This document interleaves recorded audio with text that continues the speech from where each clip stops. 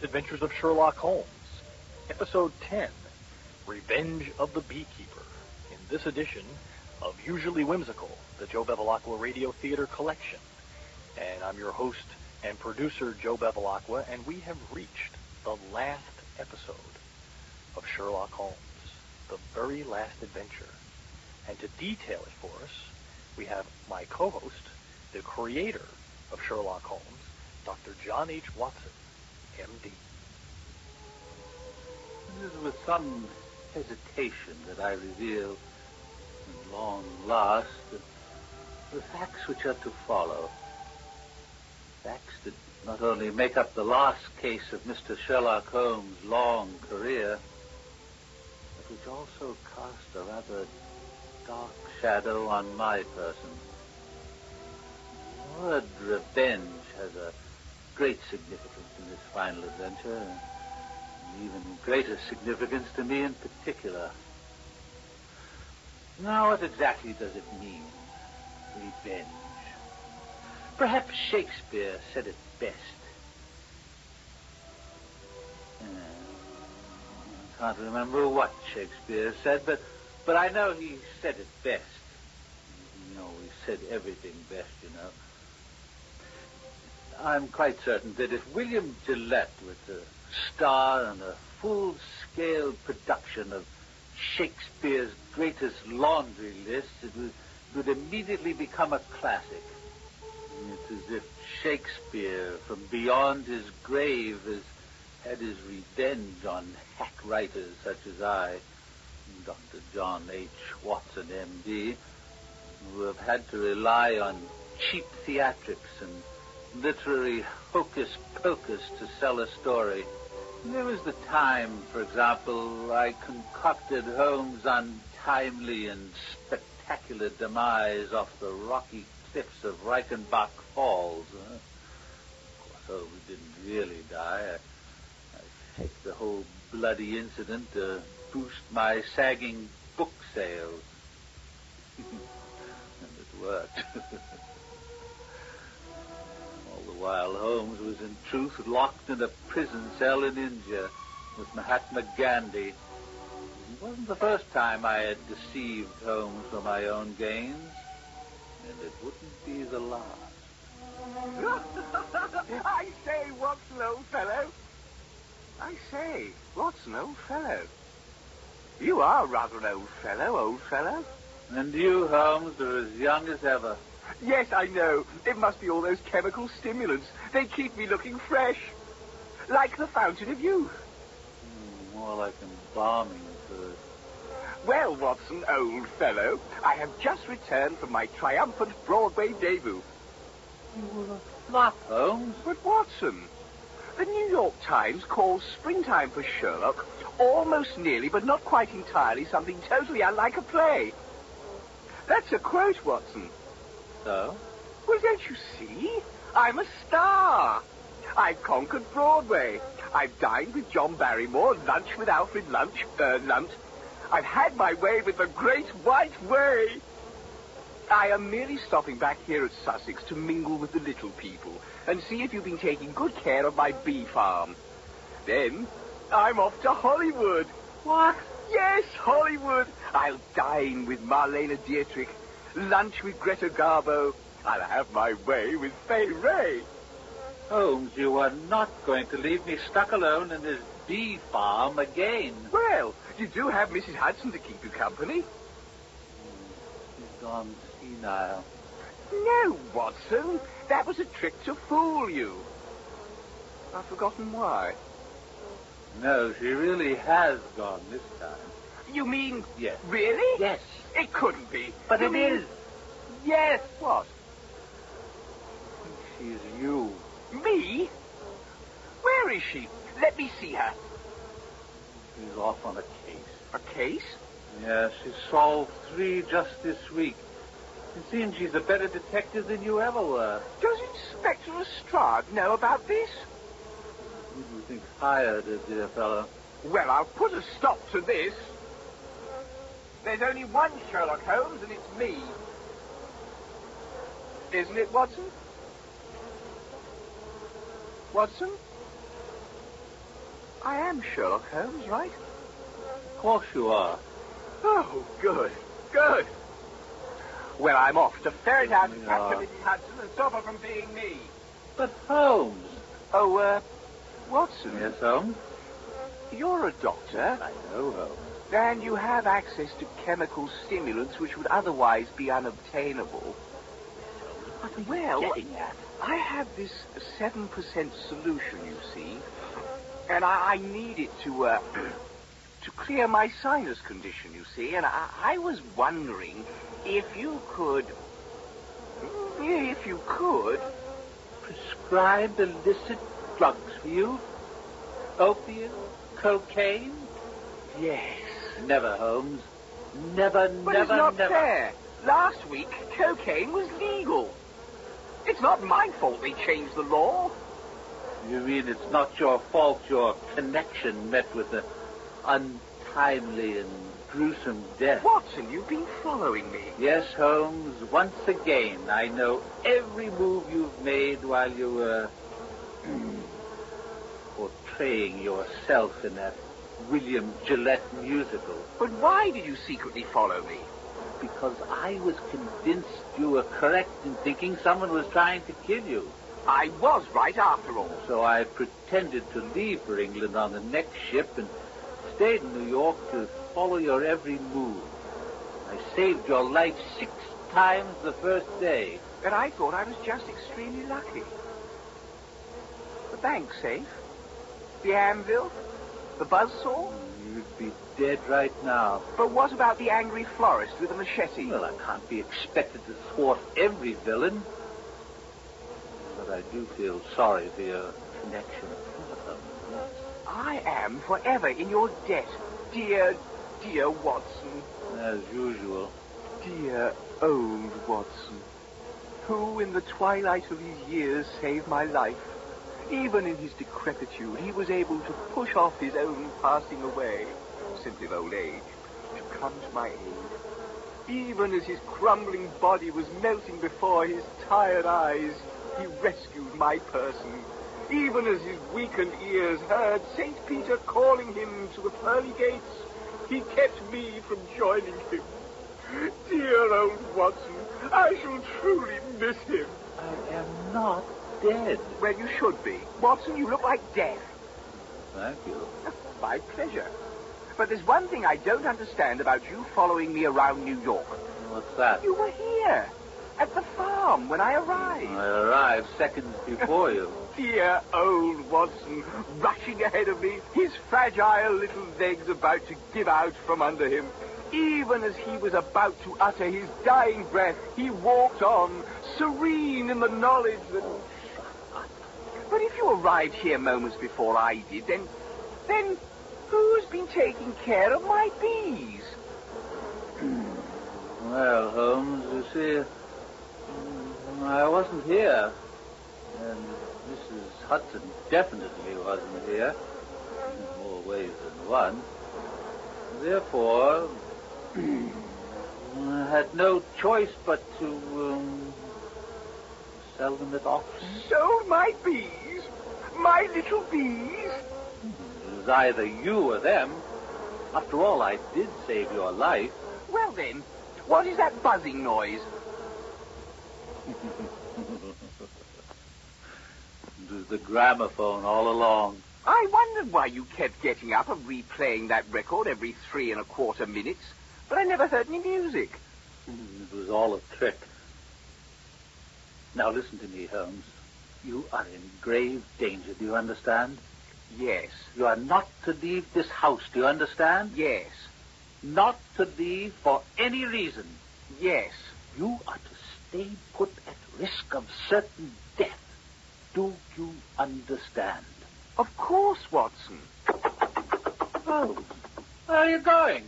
To ferret out and capture Mrs. Hudson and stop her from being me. Then I'm off to fame and fortune in Hollywood. But... Ta-da, Watkins.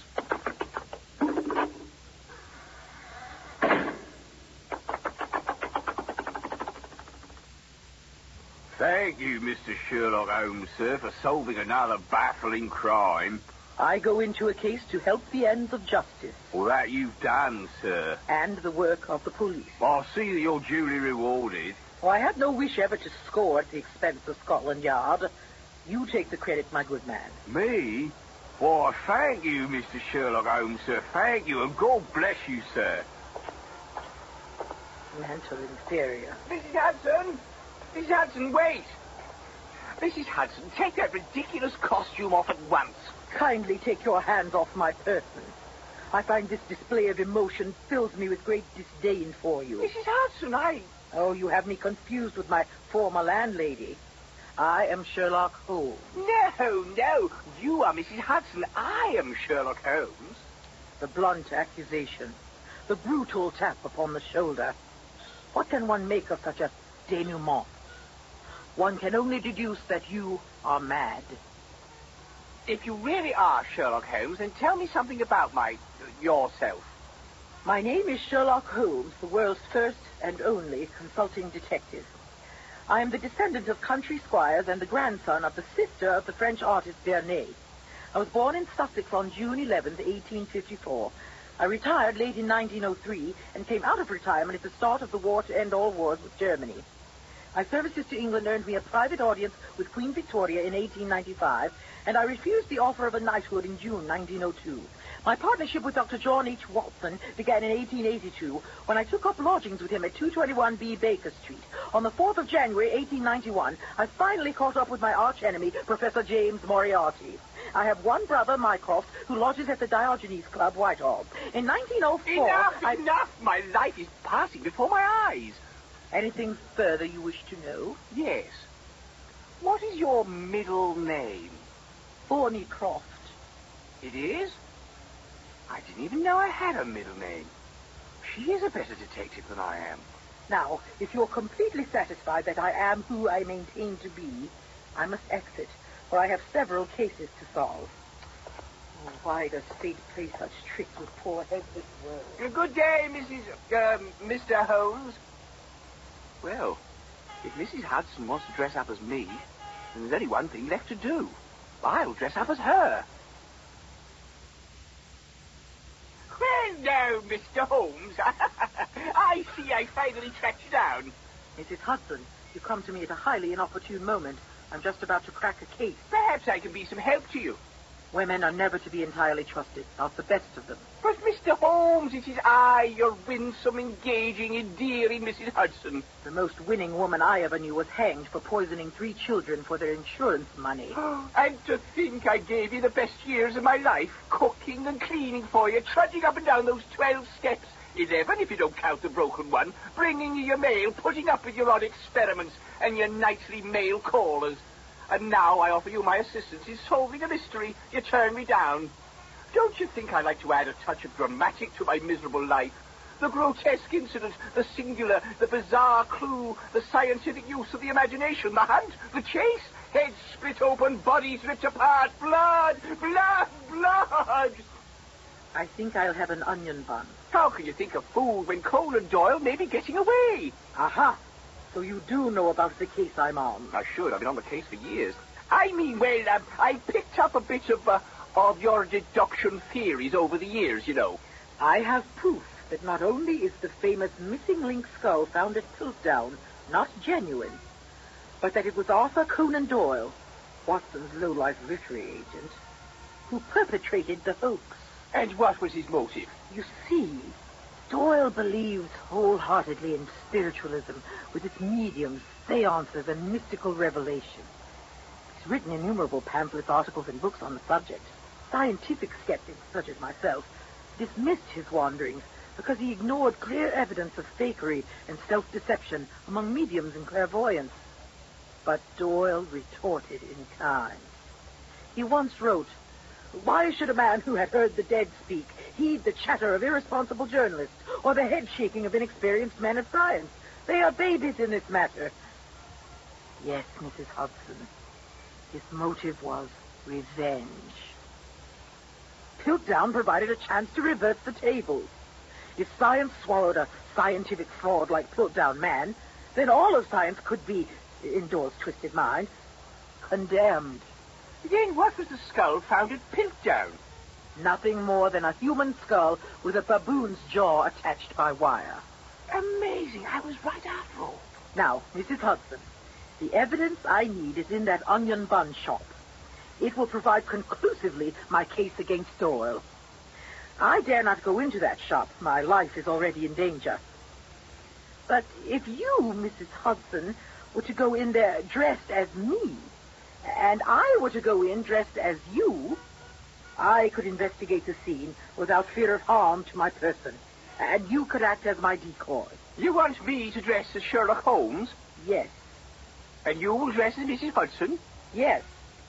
Let me think it over for a moment.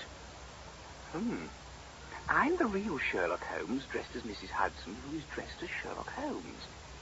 But now, the real Mrs. Hudson, who is dressed as Sherlock Holmes, wants the real Sherlock Holmes, who is dressed as Mrs. Hudson, to dress as Sherlock Holmes.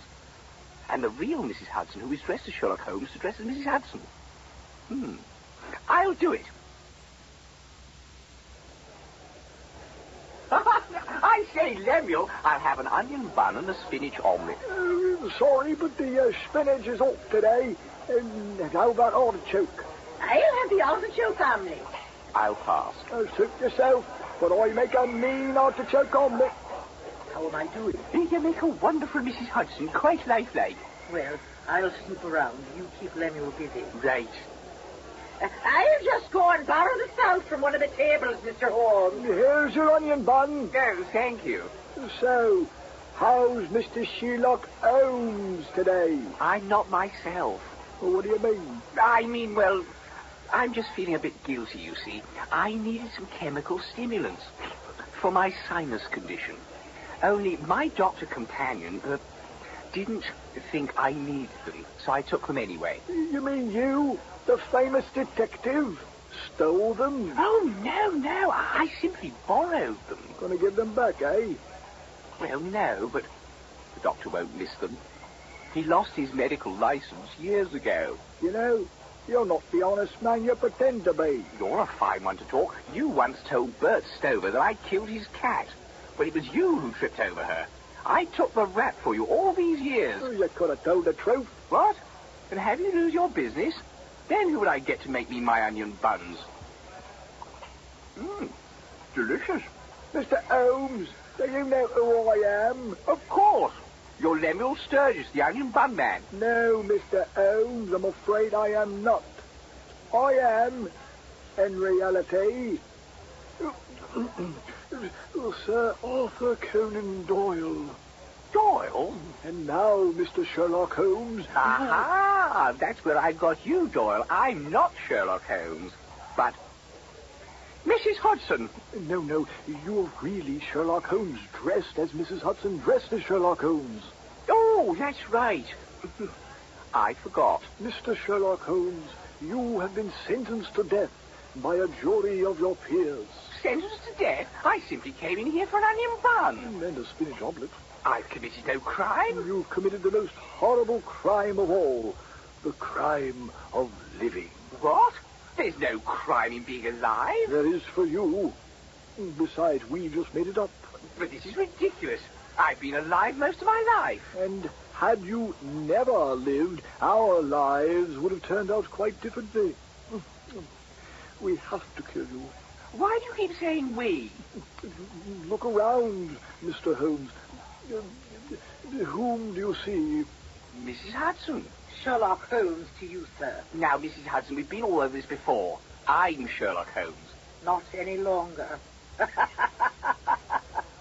I am. Over my dead body. Precisely. I must have used too many chemical stimulants. I'm hallucinating. Now, look carefully at all the rest of the people in this room. A cook? Professor Moriarty. He's dead. That's what I wanted you to believe. But then who are all those customers at the counter? From right to left. Bert Stover. Thought you seen the last of me and me dead cat, eh, Mr. Holmes? Whippin' hell. But Mr. Stover, I have a confession to make. I never killed your cat. It was... Tells it to Teresa. Oh, you kept that dead cat in that paper bag? Yes. But she's been dead for 40 years. Well, we was very close. Next we have Mr. William Gillette. How are you? Glad to see you. Ooh, let me pinch those little cheeks. I could be better. Cheer up, Cheryl, baby. I mean, dying should be a cinch for an old pro like you. After all, you died every night in my play, Bombsville, you know what I mean? Moving right along here. Next we have Miss Irene Adler. Irene, even you want to kill me? If I can't have you, no one can. And that about wraps things up, I'd say. Wait! Who are all those customers at the tables? Those are all the people who read your stories. But why would they want to kill me? Have you ever actually read your stories? I see what you mean. And now, Mr. Holmes, I'm afraid this is the end. But you can't kill me. No, please. Miss Hudson, Irene, you'll help your little Shirley. Run and find Inspector Lestrade. Did someone call my name? Oh, Inspector, thank goodness you're here. These people have conspired to kill me. Yes, I know. Well, do your duty. Lestrade, put down that knife. You're going to kill someone. You too? Not yet, Inspector. Only one of us will actually perform the act, the most deserving among us. And which one is that? Well, we've narrowed it down to two finalists. Either myself or Dr. Watson. Watson? Hello, Holmes. But why? Quite simple, Holmes. Revenge. Revenge? You know what revenge means, don't you? Well, of course I do. It means, revenge. Revenge. I know. To venge again. That's why we're all here. To have our revenge on you. But Watson, even you? I'm afraid so, Holmes. I should never have created you. Created me? But I beg to differ, and at a moment such as this, Dr. Watson.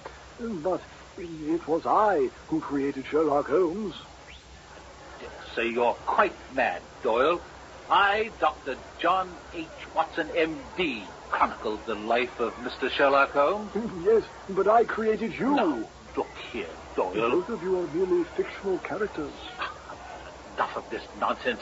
I created Holmes, and I insist on being the one to kill him. No, it is I who shall kill him. Just because Holmes was going to reveal that you perpetrated that Piltdown man hoax doesn't give you sufficient motive to kill him. Oh, that. And I'd forgotten about that. I have to kill him because the spirit of Macbeth told me to do so. Macbeth?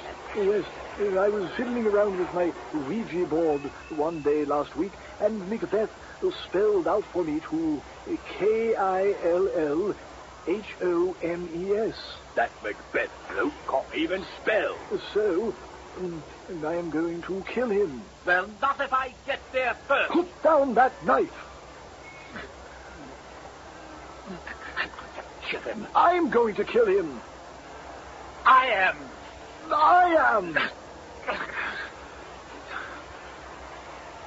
He's terribly quiet, don't you think?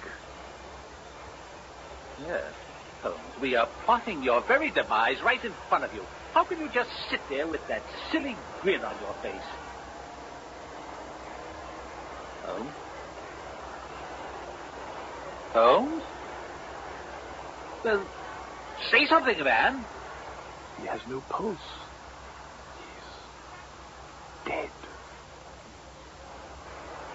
I believe he passed away of natural causes. Well, a drug overdose. Sherlock Holmes is finally dead. Humph! The gall of the man! Whatever do you mean, Doyle? Well, he died before we had a chance to kill him. Yes, that's true. We didn't murder him. Yes, but we had good intentions. It appears that in the end, Mr. Sherlock Holmes had his revenge on us.